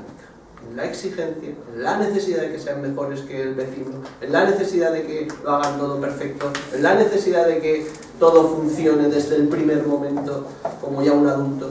Y ahí es donde yo creo que no dejamos que nuestros maestros, me refiero a Erik Erikson y a gente que ha estudiado la adolescencia, dice, ese lapso de tiempo para que ellos vayan integrando su propio proceso de desarrollo personal. Yo estoy de acuerdo que hemos perdido lo esencial y el contacto con la naturaleza, pero yo soy ya bastante mayor que la mayoría de aquí, y el tiempo que tocó a mí vivir, fui feliz, pero como bien feliz un tonto. Como es un tonto feliz, lo que no sabe, pues el padre tenía siempre razón, el superior no se equivocaba nunca, teníamos que ir a misa y historia, y la historia nos explicaban como le daba la real gana, sin tener en cuenta para nada la historia o la intrahistoria que tenemos que estudiar ahora, porque la historia que yo estudié fue todo. Entonces también tenías un gran fracaso cuando te han engañado en esto de más allá, ¿no?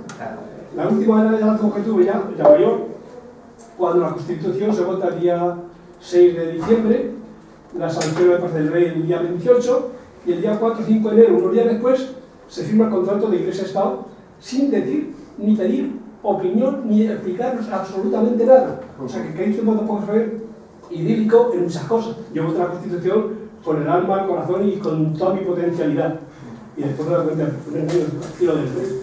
Y ahora, claro, todos lo sabemos ahora, y la gente ahora por las redes o por lo que sea, se entera de las cosas, ¿no? Y entonces el gran fracaso es que ha perdido contacto con lo esencial.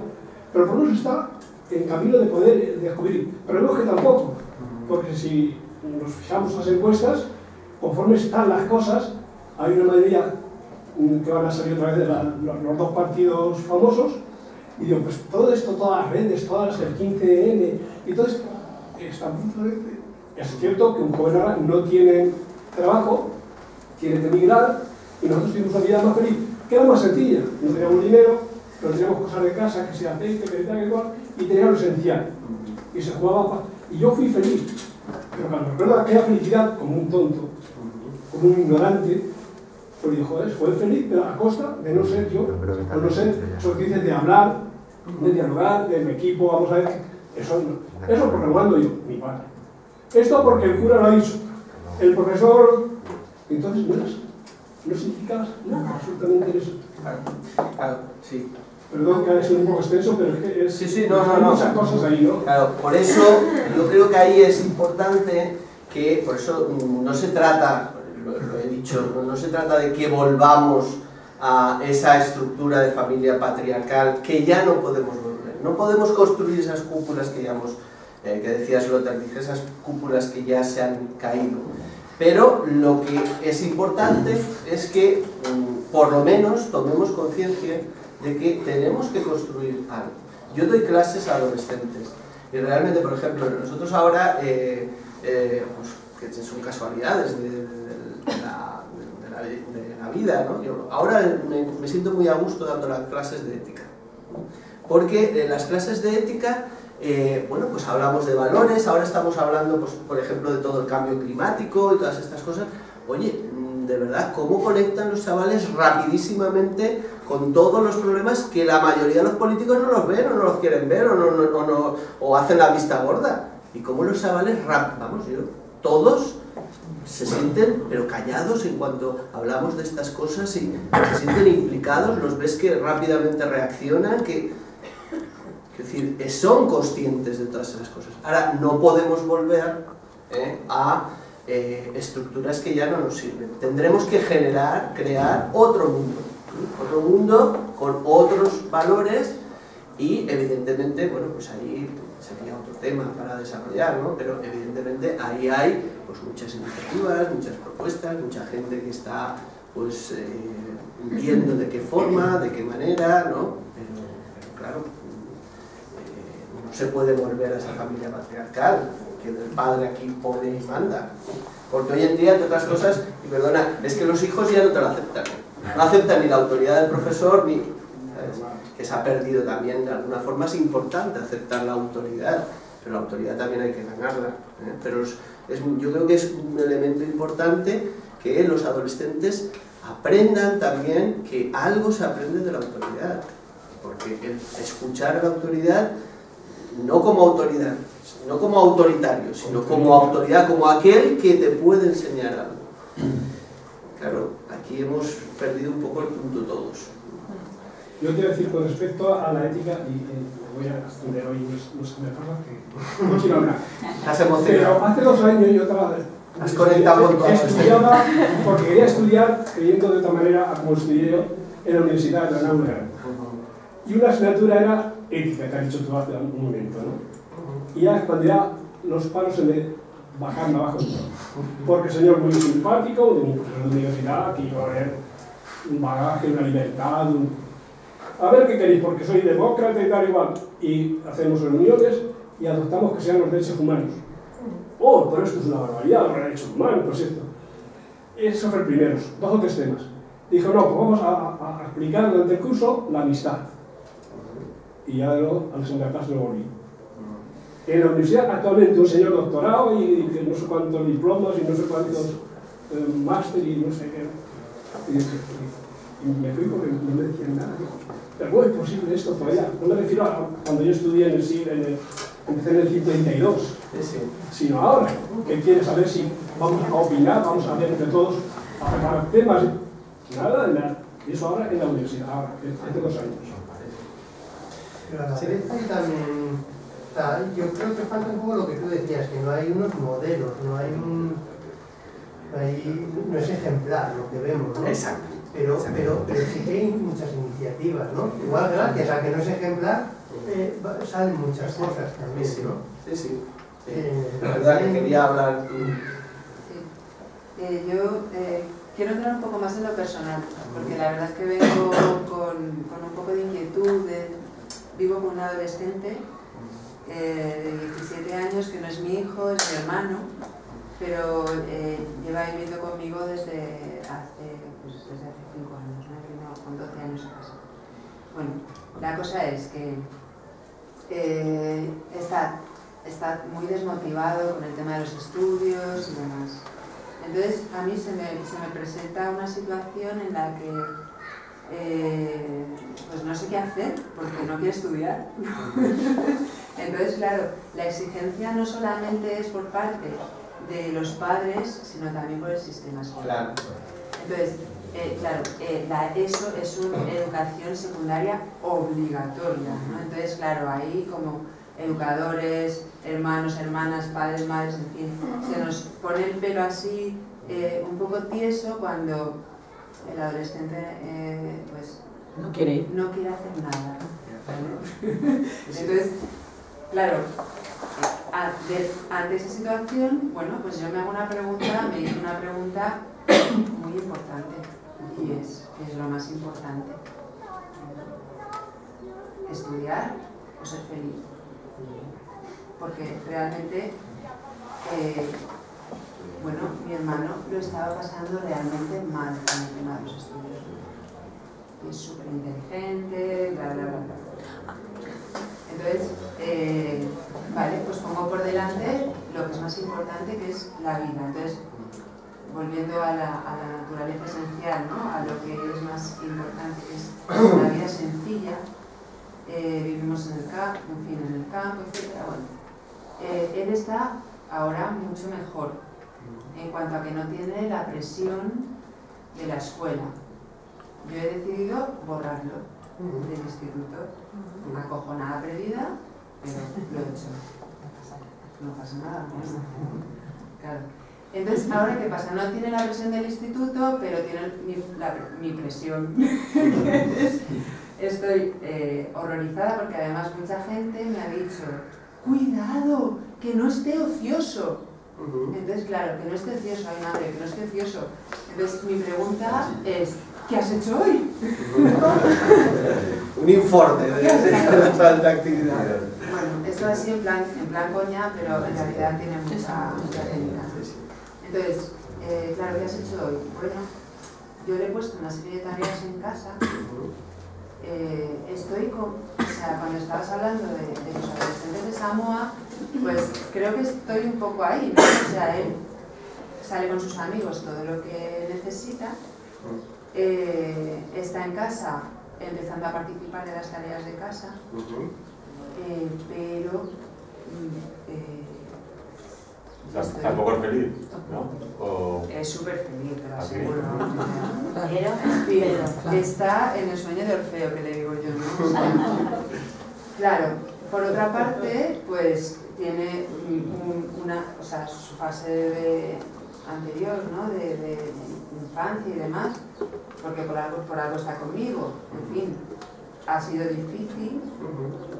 Entonces estoy un poco... Y él es súper obediente, entonces esto me acojona todavía más, y digo, ay madre, que me hace caso y todo. O sea, ¿qué pasa ahí, no? Entonces, no sé si igual puedes orientarme y ojalá os sentáis identificados. A mí se me está poniendo todos los pelos de punto, me está entrando el calor y sudores. Porque el mío tiene 12 años y está en ese punto. Yo soy madre soltera, pero existe su padre y tiene muy mínimo de contacto con él. Y se acaba de marchar hace 3 semanas con su padre después de 12 años, jurándomelo, ¿no? Y yo estoy en la tierra, en el suelo, y enterrada y casi crucificada. Vamos, no, es un poco bruto. Pero sí que estaba en esa tesitura. Claro, se ha marchado con su padre para terminar el curso, porque en mi casa y conmigo no puede estar. Y para terminar el curso, porque lo principal es el curso. No, perdonad, lo principal es mi relación con mi hijo. Hoy por hoy. Me da igual el instituto. Me da igual lo oficial, me da igual lo formal. Y yo soy educadora. Pero evidentemente hay un altísimo porcentaje de fracaso escolar en nuestros adolescentes y es por algo. Los profes están, sí, ayudando un poquito, pero no. Y mi hijo también es de súper notazas, es de súper inteligencia, de haber pensado en superdotación, que yo no he querido ni mirar ni investigar porque por no poner etiquetas, y ha suspendido en el primer trimestre y en el segundo, y a ver si este tercero y en casa de su padre y lejos de mí puede hacerlo. Pero apenas ha tenido relación con él. O sea que es un poco también esa búsqueda de identidad masculina, esa necesidad de estar con su papá, más que toda la pelotera que me está liando a mí, ¿no? Es más verdadero aquello, pienso, que esto. Hace cosa de 4 semanas y está igual, y son 12 años. Yo también he venido muy de sopetón. Sí. Yo, para terminar, la pregunta que quería hacer es dos cosas, ¿no? O sea, ¿qué piensas tú sobre el tema del ocio, del tiempo del ocio? ¿Vale? Y luego, ¿cuál es el margen de tolerancia en ese sentido? Que sería sano. Sí, porque yo voy a añadir, perdona. Sí.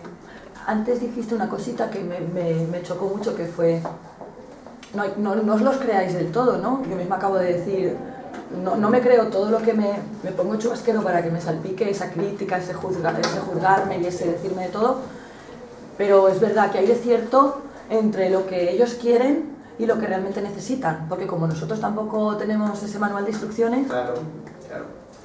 Pues eso es muy complicado de saber, es decir, hay que vivirlo y sentirlo, y no hay una receta tampoco para saber dónde se acaba el ocio y dónde no se acaba, ¿sabes? Eso lo tenemos que valorar cada uno. Evidentemente es importante que, es decir, de alguna forma es una época en donde los jóvenes y los adolescentes deben vivir un poco su necesidad de vivir el ocio, de vivir la libertad, de vivir la espontaneidad, de vivir todas estas cosas,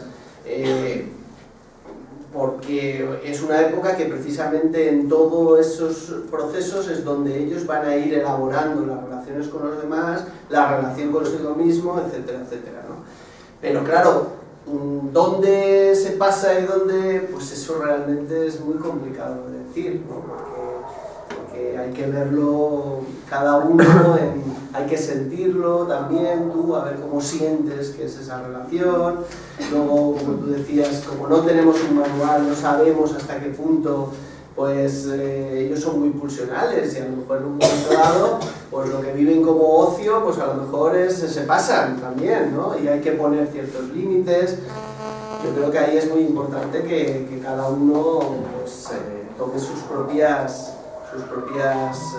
medidas, ¿no? Y evidentemente, es decir, en la medida en que vosotros convivís y habéis convivido con ellos, sois las que mejor podéis saberlo.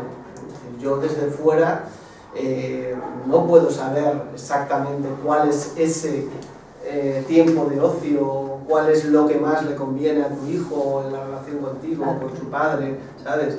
No lo puedo saber porque tendría que saber concretamente. Pero sí que hay unas pautas en la manera de relacionarse con ellos, hay unas pautas, y aparte de la comprensión, de la empatía, que creo que por parte de, pues ella es su hermano, pero es que yo tengo hermanos adolescentes también, y evidentemente, pues por mínimo de empatía que tengas, pero con un hijo, en mi caso, pues también la hay, ¿no? Y la tengo hasta con mis alumnos, aunque sean infantil, pero que no se trata solo de empatía y de ponernos en su lugar, porque bueno, yo lo puedo comprender, yo también lo pasé muy mal en la adolescencia, pero es que también hay que pasar por algunos sitios que no quieres, y no bailarles el agua desde la crianza ecológica, desde la empatía, desde la comprensión, es un no saber nunca, creo. Sí, es un no saber... yo creo que evidentemente los padres tienen que poner ciertas pautas. Ahora, ¿cuáles? Eso no lo depende dependiendo de cada núcleo familiar, dependiendo de cada relación, como se vaya. Yo, bueno, pues las personas con las que trabajo, las familias con las que trabajo, más o menos sí que entiendo un poco cómo funciona la dinámica, pero siempre apelo continuamente a que sean ellos los que de alguna forma vayan elaborando sus propias pautas, porque es mejor que ellos, por mucho que sepa yo no puedo sustituir la función de padre. Muy importante esto también, es decir, el tema de ser capaces de empoderarnos de nuestra función. Es decir, la madre, o tú que haces de madre, en definitiva, ¿no? Y de alguna forma tienes que ser tú la que sientas un poco hasta dónde ceder, hasta dónde decir no, y para el adolescente también es importante el poder poner en un determinado momento un límite, ¿sabes? Es decir, un no. En ese sentido, también para los niños, es decir, no todo vale y todo en cualquier momento, sino de vez en cuando hay que decir, bueno, pues esto no. Claro, fijaros que en muchas ocasiones, y esto a lo mejor a veces asombra a algunas personas, ¿no? Lo que está pasando en la actualidad es que los adolescentes están viviendo un mundo casi sin límites en muchos aspectos. Quiero decir, esta mañana, creando algunas cosas, me he encontrado pues con 2 informes en donde hablaba, por ejemplo, de las horas en que los adolescentes vuelven a casa los fines de semana. El 40% de los adolescentes antes de las 2 no vuelve a casa, pero vamos, yo lo sé por propia experiencia, es que las fiestas comienzan a la 1 y a las 2 en todos nuestros pueblos. Entonces, claro, a las 4 y a las 6 y a las 8 es a la hora que vuelven los adolescentes a casa. Es decir, los padres están durmiendo. Hay algunos padres que a lo mejor no les molesta, pero hay otros que están toda la noche en vela, o por lo menos con el ¿sabes? Si de alguna forma también ahí es punto que se ha perdido en nuestra sociedad, porque no se hace. Me acuerdo cuando nosotros hacíamos los bailes, los hacíamos por la tarde. Sí, pero esto es muy viejo, pero era así, los hacíamos por la tarde. Con las abuelas que se sentaban allí. Pero ya si podíamos escaquear las abuelas, las escaqueábamos, pero las hacíamos a horas decentes. Pero claro, no es que pueda pasar algo más por la noche, pero realmente ese adolescente que está toda la noche sin dormir, al día siguiente está durmiendo por la mañana y se levanta para comer. Es decir, ¿por qué hacemos estas cosas? No sé, son muchas contradicciones y muchas pérdidas de punto que no sabemos muy bien por qué se han ido generando estas inercias sin sentido y que yo no veo en qué puede beneficiar a la libertad, cuando realmente sí que hay algo que podríamos hacer por los adolescentes: generar espacios de estructura, espacios de libertad que llamo yo. A ver si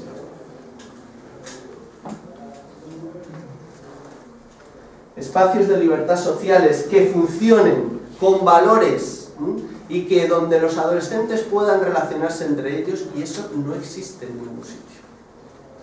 Los ayuntamientos generan botellones y hacen noches de fiesta para que estén toda la noche bailando en una discoteca, pero no se les ocurre hacer un teleclub como antiguamente hacían, o un lugar donde vayan a jugar, a relacionarse entre ellos, o en muy pocos sitios, afortunadamente algunos hay, pero la mayoría de los ayuntamientos no hacen esas cosas. Sí que hay, pero también te encuentras con que después ellos mismos no acuden. Claro, igual no hay motivación. Claro. El problema es la motivación. Sí, pero bueno, vamos a poner las bases, vamos a generar, a lo mejor nos tenemos que preguntar por qué no acuden. Claro, nos olvidamos de preguntarle a los adolescentes. Claro. En algo serán buenos seguro. Todos somos buenos en algo, entonces yo creo que la clave es preguntar qué quieren hacer. ¿Qué quieren hacer? Claro, ya. Sí. Está. Entonces, a partir de ahí, pues generar una rutina diaria y engancharlo por ahí, porque no hay otra, ¿no? Sí, en este caso la respuesta ha sido, porque yo creo que es una pregunta fundamental. ¿Qué es lo que quieres? O sea, ¿cuál es tu pasión? Porque es a raíz de ahí, ¿no? Cuando tú enganchas con tu pasión, da igual lo que sea, pero a partir de ahí vas a encontrar una salida. Sí. Jugar a los videojuegos. Y no ha tenido consolas, y no hemos fomentado eso, ¿vale? Jugar a los videojuegos. Entonces digo, pues bueno, me voy a poner a buscar a ver qué profesiones hay que juegan a los videojuegos. Entonces, claro, diseñador. Es como los futbolistas, claro. ¿Te gusta la informática? Sí, pero bueno. Ya, o sea, es como no. No perdamos de vista que el inventor de los videojuegos limita a su hijo 1 hora, 3 veces al día, una cosa así. Vamos a ver, en estos momentos hay muchos peligros, no solo las drogas, que es un gran peligro, la actualidad para los adolescentes, sino también todas las nuevas tecnologías. ¿Pero qué se le puede hacer al adolescente para motivarlo? ¿Qué se le puede hacer? Esa es la gran pregunta. Yo creo que es la gran pregunta. Yo creo que lo fundamental es eso, preguntarle, y hay cosas que habrá que limitar, habrá que decir no. ¿Por qué no? Pues porque yo, que tengo autoridad, digo que esto no lo puedes hacer más que este tiempo, porque no. Yo estoy cansado, en consulta, de venirme gente con brotes psicóticos por una adicción a los videojuegos.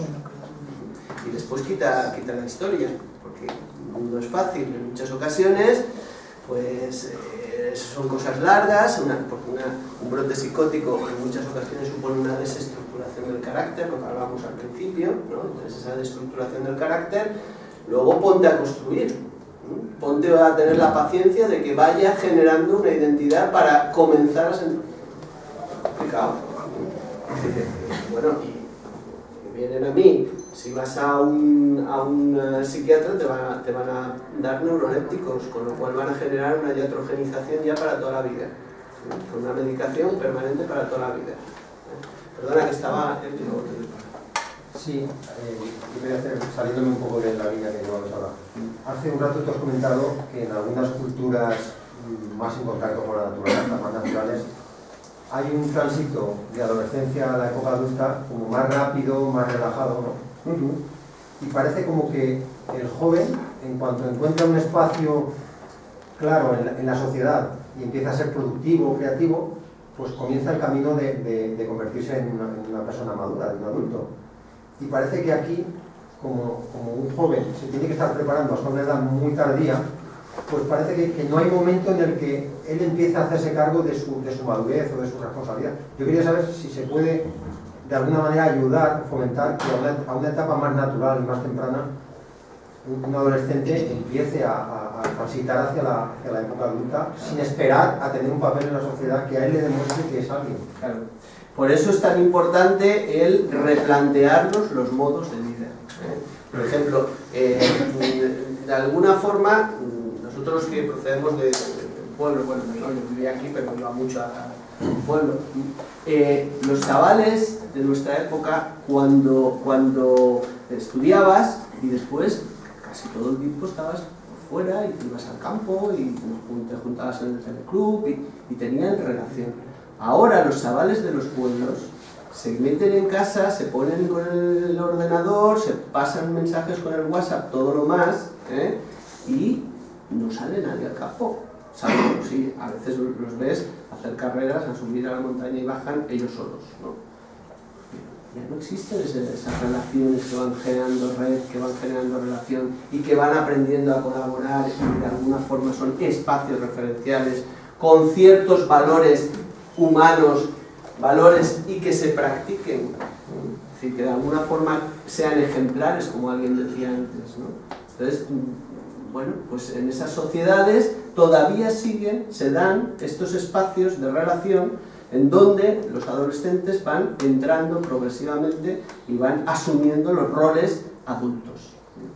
Pero parece como que hasta que una persona no es productiva, tiene un trabajo creativo... Porque hemos caído precisamente en esa idea de que todo está en aras de la productividad, en aras del trabajo. Por eso, como tú decías, las carreras se alargan tanto. Claro que el primer error o el primer problema grave que tenemos en la actualidad: ¿cómo podemos hablar de que los adolescentes se hagan adultos si no son independientes? Si se están hasta los 30 años desarrollando su carrera, porque después de la carrera ahora resulta que hay 2 años más para la especialización y después el máster y después ponte a buscar trabajo. Es decir, por rápidos que vayan y por muy buenos que sean estudiando, menos de 30 años no hay nadie que hayan tenido suerte de haber, mientras tanto, mientras están haciendo la carrera, de haber encontrado una pareja y empezar a generar una cierta relación ya estable, independiente. Pero antes de eso no. Entonces, ¿qué ocurre con una persona de 30 años que ya debería de ser un hombre y mujer independiente, viviendo con sus padres, dependiendo económicamente de sus padres, teniendo continuamente conflictos por si llegas a tal hora o dejas de llegar? Claro, es que es imposible, no compagina. Es decir, los adolescentes deberían, como hacen las sociedades primitivas, te has hecho adulto, ¡pum!, una choza para ti, independiente, ¿sabes? Pero claro, ahora eso tampoco se facilita por parte de la sociedad, porque ya nos cuesta mantener nuestras casas como para encima montarle una casa al nene o a la nena. A ver, ¿tú querías hablar? Sí, yo iba a decir un poco lo que estaba diciendo, que como ahora han perdido espacios donde relacionarse, al final su única experiencia para establecer personalidad es enfrentarse a los padres. Claro. O sea, porque necesita hacer eso. Si en el colegio tiene que estar callado, no puede participar, no puede crear, ¿no? Si la escuela prepara para la vida y no es vida, ¿sabes? Si parece que la vida de los adolescentes no interesa ni de los niños, porque siempre preparamos para la vida, pues que ya están viviendo, ¿no? Exacto. Que su vida es igual de importante ya, igual de fructífera, igual de todo. Y yo encuentro eso que los niños necesitan enfrentarse al padre justo para experimentar eso, y que al padre también, por lo que sea, los padres nos pilla agotados también, y que muchas veces cuando está empezando ese tipo de relación, oyes a muchos padres decir, yo ya lo dejo estar, pero no puedo con este chico, y acaba de empezar. Sí, y luego yo a la vez también oigo a los chavales decir, pues ¿qué pasa de mí? Si es que ahora me han dejado, o madres, es que hace un año que no me da un beso, y el niño es que ya nunca me buscan, es que la verdad que, y esas confesiones también se dan, y jo, si nos estamos quejando de lo mismo, claro. Y al final...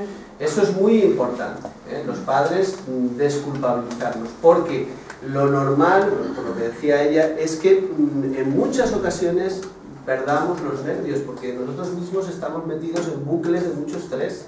Entonces, de alguna forma, no pasa nada. Lo más importante es que entendamos todo este proceso, que reconduzcamos una y mil veces el espacio al terreno en que nos tenemos que mover, que desde mi punto de vista es este que os he expuesto, es decir, el terreno de ayudar a esas personas a que vayan haciéndose con su propia identidad. Yo quiero decir, si pudiésemos los adultos de alguna forma, que es imposible, muy difícil, pero separarnos de esas escenas para ver que está experimentando, claro. que te está mandando allá y te de una forma tan fea, pero que eso también implica que puede desarrollar una personalidad fuerte para enfrentarse a un maltratador, por ejemplo. Pues, entonces no veríamos igual esa violencia en la niña que te conteste, que no sé qué. Si eres capaz de verlo desde otro punto, nos calmaría, porque donde vemos un peligro hay una potencialidad. Sí. Y los profesores en clase eso lo tenemos que hacer mucho. Si no sabes salirte de la situación, entrarías a trapo con la pelea, con exactamente, cuando te están... Exactamente, con la situación que están intentando crear, entrarías a saco y tienes, cuando aprendes a hacer eso, porque eso tampoco sales ni de magisterio ni de ningún sitio, ¿sabes? Pero claro, cuando aprendes a hacer eso ya te relajas bastante, pero no, vamos a ver, es que quiere que yo vaya aquí, pero es que no, yo me mantengo, él se queda en su sitio, yo me quedo en el mío, le digo lo que hay y no me altero y todo vuelve y él aprende algo y yo salgo a ver persona, no salgo al principio, todos los docentes al principio, ¿cómo salimos al principio? Todos los problemas te los llevas detrás, todas las situaciones no las sabes vivir. Sí, yo también tengo, como dice Javi, un par de hijos adolescentes y... Y es igual, no es lo mismo. A mí... No, cada historia es... Me refiero que no es lo mismo tus hijos que los alumnos que tienes, con los que trabajas, porque en lo emocional... Este torbellino de ellos, sin querer, o por lo menos a mí me ocurre, que a veces que me arrastre y que sin querer me ha metido en su historia y hasta que me puedo salir y de espera un momento, respiro y salgo, pero es más difícil. A mí con mis alumnos no me ocurre y con mi hijo se me va toda la teoría al traste. Sí, a mí me pasaba igual de eso, por eso te preguntaba. Y la única cosa que he pensado siempre es que es un proceso muy largo, como acaba de decir. Demasiado, ¿verdad? Piensas esto y ya está. Son años, pero 4, 5, 6, no son 4 ni 5 meses, son 4, 5, 6 años acompañando ahí. Unos días mejor, otros, pero es muy largo. Yo el día que aprendí que eso era largo dije, bueno, pues paciencia, ya está, que vamos a hacer. Vale, esa parece ser la palabra. Mirad, para acabar os cuento una anécdota que me gusta contar sobre la adolescencia, ¿no? Había, no sé si es verdad o mentira, pero bueno, yo la leí una vez y la cuento. Es un cuento. había un investigador sobre la adolescencia que comenzó a investigar sobre el tema y escribió un primer libro. Nada más acabar la universidad, pues escribió un primer libro que se llamaba La adolescencia en 12 lecciones. Al poco tiempo, pues bueno, pues se casó, tuvo sus hijos, ¿no? Y bueno, pues fueron creciendo, y a medida que ya iban creciendo los hijos y iban entrando en la adolescencia, escribió un segundo libro. Se ve que revisitó con la entrada a la adolescencia, escribió un segundo libro, y ya se llamaba, el libro se llamaba La dinámica social de la adolescencia. Poco a poco ya entraron varios hijos en la adolescencia, ¿no? Y la cosa se puso ya difícil, ¿no?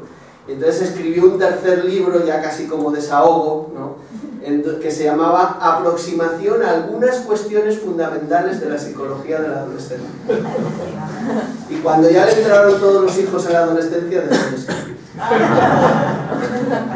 Entonces, de alguna forma, el tema de la adolescencia es un tema complicado en nuestra sociedad, ¿eh? No solo por lo que supone de todas estas cosas que salen a la luz, sino también por lo que supone de el jaque que nos ponen a todos los padres y educadores, ¿no? Entonces realmente el poder no perder de vista este punto que he intentado transmitiros, yo creo que nos reconcilia un poco con el espíritu humano, con la humanidad, ¿no? Y nos reconcilia con nosotros mismos, que al menos es un faro que no creo yo, no debemos de dejar de tener ahí, ¿no? Y si queréis, pues lo podemos dejar aquí, porque si no se lo vamos alargando, y ya en otro momento pues planteamos otra cita.